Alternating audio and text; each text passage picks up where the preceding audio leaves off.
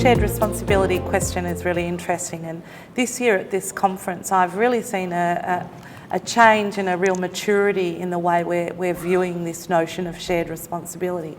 Probably in previous years we've thought about shared responsibility purely in the context of the agencies and the community, where the community are individual householders.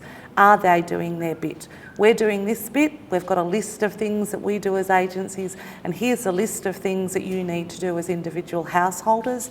And that was apparent in our publications. Here's a checklist of the things you need to do.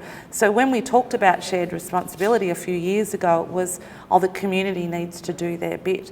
Now our thinking around that is so evolved and so sophisticated and so mature now that we're talking about sharing responsibility with a wide range of people in our community and institutions and organisations. So we're talking about sharing responsibility with non-government organisations, community sector organisations, and of course local government, which is a really, really important part of the business. They've got this amazing connection to the community, and we're working predominantly more through the community development arms of local government now rather than the emergency management context. We represent two local government agencies in Victoria, Wyndham and Melbourne City Councils.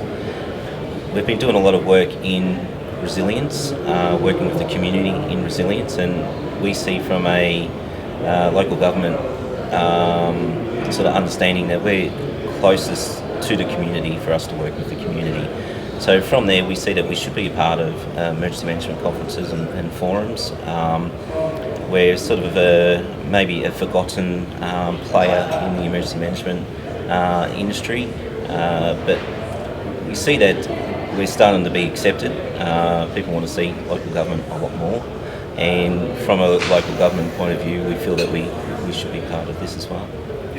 I think the theme that's struck me as I've heard many presentations over the last few days talk about this is it's between agencies and community members primarily as well, and all the various different organisations that constitute the community. So be they non-government organisations, community-based organisations, what have you. It is not just about us saying, hey, make your own plan and leaving them alone to do their thing, but actually supporting them through the process and actually hearing back from them, opening a two-way dialogue with our community members so that we can all contribute to better practice in terms of holistic emergency management between ourselves.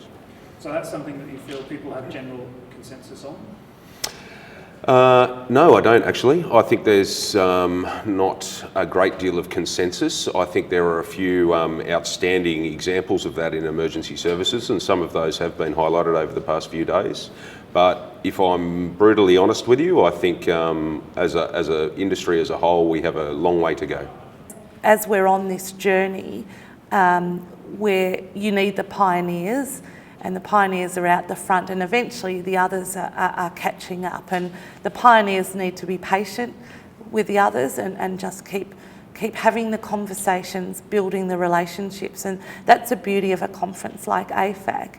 So for me, going to the sessions is an important part, but it's all the rest of it. It's all the conversations that you have in, the trade section or around the posters or in the Draeger Knowledge Lounge, that you just keep sharing ideas and making the connections. And I always leave the AFAC conference with a list of people that I want to reconnect with and talk more, and also a list of things that I want to think about or read about more or understand more. So, the key is to encourage people to leave the conference and not leave it behind, but take parts of it with them and really build on that. And I think that's how we make the progress, and that's how we all move together in the right direction towards this notion of shared responsibility, as Blythe and John Hammer will say, which is about releasing some control and involving a lot more other people in the space.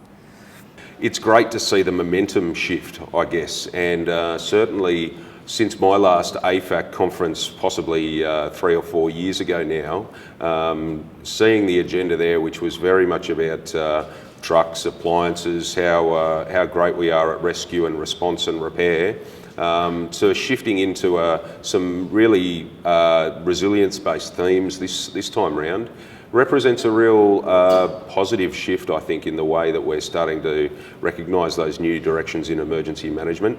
We're getting some of the leading thinkers in this country presenting on it, and we're also recognising some of those emergent leaders in our organisations, the young people, and you almost see those crusty old emergency management dinosaurs cringe, which is in and of itself kind of fantastic. Just between you and I. That's not between you and I. Oh, it's on the camera. Sorry.